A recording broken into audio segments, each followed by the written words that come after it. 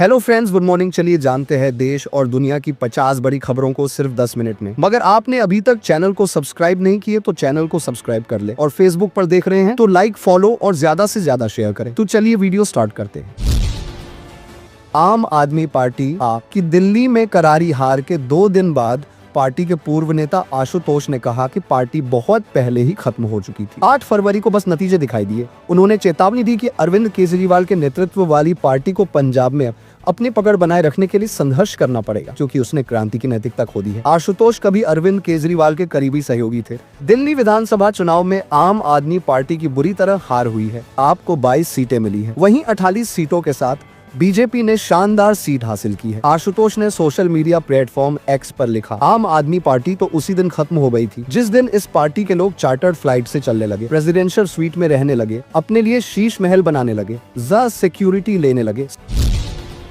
Cyber अपराध रोकने के लिए केंद्र सरकार बड़ा कदम उठाने जा रही है। दरअसल सरकार साइबर धोखाधड़ी में इस्तेमाल होने वाले मुखौटा खातों की पहचान के लिए AI तकनीक का इस्तेमाल करने पर विचार कर रही है। केंद्रीय गृह मंत्री अमित शाह ने यह जानकारी दी। गृह मंत्रालय की संसदीय सलाहकार समिति की सोमवार को साइबर सुरक्षा और साइबर अपराध विषय पर बैठक हुई, जिसकी अध्यक्षता अमित शाह ने की। इस दौरान शाह ने बताया कि भारतीय साइबर अपराध समन्वय केंद्र IHRC की सिफारिशों के आधार पर 805 ऐप और 266 वेबसाइट लिंक ब्लॉक किए गए हैं। प्रधानमंत्री नरेंद्र मोदी इन दिनों ग्लोबल एआई समिट में हिस्सा लेने के लिए फ्रांस के दौरे पर हैं। उन्होंने मंगलवार को पेरिस से AI के फायदे के बारे में दुनिया को बताया। PM मोदी ने कहा कि AAA से सबकी नौकरियां जाने की अटकलें हैं, लेकिन इतिहास गवाह है कि नई टेक्नोलॉजी से नए अवसर बनते हैं। इस समिट विभिन्न देशों के राष्ट्राध्यक्ष हिस्सा ले रहे हैं। AI के बढ़ते प्रभाव और इससे पैदा होने वाले संभावित अवसर और खतरे समिट में चर्चा का मुख्य विषय है। दुनिया भर में लोग इस बात को लेकर आशंकित हैं कि AI से बड़ी तादाद में नौकरियां जाएंगी। प्रधानमंत्री नरेंद्र मोदी ने ग्लोबल फोरम से पूरी दुनिया को यह समझाने की कोशिश की कि नई तकनीकें आने से नौकरियों के नए मौके बनते हैं। दिल्ली चुनाव के नतीजों के बाद अरविंद केजरीवाल मंथन कर रहे हैं। कैसे हार हुई, कहां चूक हुई, पार्टी नेताओं संग बातचीत कर रहे हैं। इस बीच अरविंद केजरीवाल ने आज पंजाब के आप विधायकों संग बैठक की। आम आदमी पार्टी के चीफ अरविंद केजरीवाल ने मंगलवार को कपूरथला हाउस में यह बैठक की। इस बैठक में पंजाब के मुख्यमंत्री भगवंत मान और पार्टी के अन्य विधायक मौजूद थे। बताया गया कि यह बैठक महज आधे घंटे तक चली। अब सवाल है कि आखिर दिल्ली हारते ही अरविंद केजरीवाल ने पंजाब के आप विधायकों की अहम बैठक क्यों की? क्या सच में अरविंद केजरीवाल की नजर पंजाब की कुर्सी पर है? क्या आम आदमी पार्टी के नेता कांग्रेस के संपर्क में? दिल्ली विधानसभा में भाजपा को मिली बड़ी जीत पर जमीयत उलेमा ए हिंद के अध्यक्ष महमूद मदनी ने कहा, खदशात, आशंकाएं और उम्मीदें जिंदगी के साथ है। मुसलमानों को हौसला रखना चाहिए। हालात माफीक पक्ष में हो तो नाचने की जरूरत नहीं, और खिलाफ हो तो अफसुर्दा गमगीन होने की जरूरत नहीं है। मदनी ने आगे कहा कि पहाड़ हो या दरिया हमारा रास्ता नहीं रोक सकते। हमने इस मुल्क को सोच समझकर चूज किया है, ये हमारा वतन है। मदनी ने भाजपा विधायक मोहन सिंह बिष्ट के उस बयान पर जिस पर उन्होंने कहा था कि मुस्तफाबाद का नाम बदल देंगे, इस पर मदनी ने कहा कि नाम तो देवबंद का भी बदल रहे थे, और बदल भी दें तो क्या दिक्कत है, बस काम अच्छा होना चाहिए। उन्होंने कहा कि हम उम्मीद करते हैं चाहे केंद्र की सरकार हो या राज्य की, इंसाफ, बराबरी, इज्जत सारी जनता का बाकी रहना चाहिए। बराबरी के अधिकार रहने चाहिए। किसी कौम की सुप्रीमेसी डेवलप की जाए, ये हमें मंजूर नहीं है।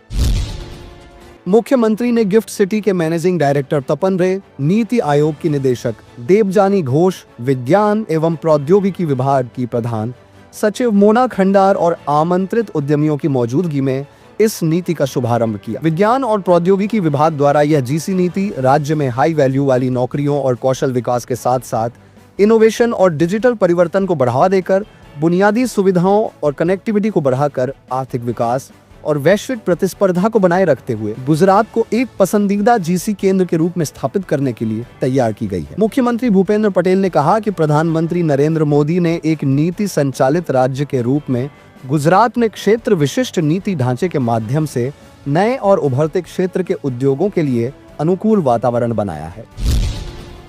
महाराष्ट्र में मुख्यमंत्री बनने के बाद सोमवार को देवेंद्र फडणवीस ने महाराष्ट्र नवनिर्माण सेना के प्रमुख राज ठाकरे से मुलाकात की। दोनों नेताओं की मुलाकात शिवतीर्थ यानी कि राज ठाकरे के निवास स्थान पर हुई है। कुछ दिन पहले ही राज ठाकरे ने वर्ली इलाके में पार्टी के पदाधिकारियों के सम्मेलन में भाजपा को जमकर खरी खोटी सुनाई थी। इतना ही नहीं, राज ने चुनाव परिणाम को लेकर भी सवाल खड़े किए थे। फिर अचानक से दोनों नेताओं के बीच बड़ी नजदीकियां ने कई तरह के राजनीतिक चर्चाओं को जन्म दे दिया है। दिल्ली विधानसभा चुनाव हारने के बाद आप एक्टिव मोड में नजर आ रही है। वहीं इसी बीच आम आदमी पार्टी के राष्ट्रीय संयोजक अरविंद केजरीवाल ने पंजाब के विधायकों के साथ बैठक की। इस बैठक में पंजाब के मुख्यमंत्री भगवंत मान सहित दूसरे नेता भी शामिल रहे। बैठक में दिल्ली में मिली हार को लेकर चर्चा की गई। आपको बता दें कि यह बैठक दिल्ली के कपूरथला हाउस में हुई। दिल्ली में हुई आप विधायकों की बैठक को लेकर बोलते हुए पंजाब के मुख्यमंत्री ने कहा कि दिल्ली का जनादेश सिर माथे है, हार जीत तो चलती रहती है। देश में पंजाब को मिसाल बनाएंगे, पहले भी काम करते थे और अब भी काम करेंगे। पंजाब को हर स्तर पर पहचान दिलाएंगे, पंजाब को विकास का नया मॉडल बनाएंगे। हमारे कार्यकर्ता किसी लालच में नहीं आते। बिहार विधानमंडल का बजट सत्र 28 फरवरी से शुरू होगा। बजट सत्र के पहले दिन राज्यपाल का अभिभाषण होगा और राज्य के आर्थिक सर्वेक्षण की रिपोर्ट सदन के पटल पर रखी जाएगी। 3 मार्च को उप मुख्यमंत्री सह वित्त मंत्री सम्राट चौधरी बजट प्रस्तुत करेंगे। 28 मार्च को बजट सत्र समापन होगा और इस बजट से बिहार के लोगों को काफी उम्मीद है। दिल्ली चुनाव के बाद अब बिहार विधानसभा चुनाव को लेकर सियासी सरगर्मी बढ़ने लगी है। आरजेडी से गठबंधन पर बिहार कांग्रेस में अलग अलग राय सामने आने लगी है। कटिहार से सांसद तारिक अनवर ने भी पार्टी नेतृत्व से पूछा है कि गठबंधन में रहना है या अकेले आगे बढ़ना है। इस कड़ी में तारिक अनवर के बयान पर राज्यसभा सांसद कपिल सिब्बल ने प्रतिक्रिया दी है। उन्होंने कहा कि तारिक अनवर ने जो सवाल उठाया है यह गलत भी नहीं है। आज भारतीय जनसंघ के सह संस्थापक और हम सब के प्रेरणा स्रोत पंडित दीनदयाल उपाध्याय की पुण्यतिथि है। इस कड़ी में दिल्ली स्थित बीजेपी मुख्यालय में भाजपा सांसद बांसुरी स्वराज सहित पार्टी के अन्य नेताओं ने पंडित दीनदयाल उपाध्याय को उनकी पुण्यतिथि पर श्रद्धांजलि दी। इस दौरान पंडित दीनदयाल उपाध्याय के योगदान को याद किया गया। भाजपा नेता प्रकाश रेड्डी ने कटाक्ष करते हुए कहा कि दिल्ली चुनाव के बाद भारतीय राजनीति में किसी भी अन्य चुनाव के लिए इंडिया गठबंधन नहीं होगा, जबकि इंडिया ब्लॉक का अस्तित्व अंधेरे चरण में है। उन्होंने कहा कि दिल्ली चुनाव के बाद राजनीतिक हलकों में विश्लेषण किया जा रहा है कि भारतीय राजनीति में किसी भी अन्य चुनाव के लिए कोई इंडिया गठबंधन नहीं होगा।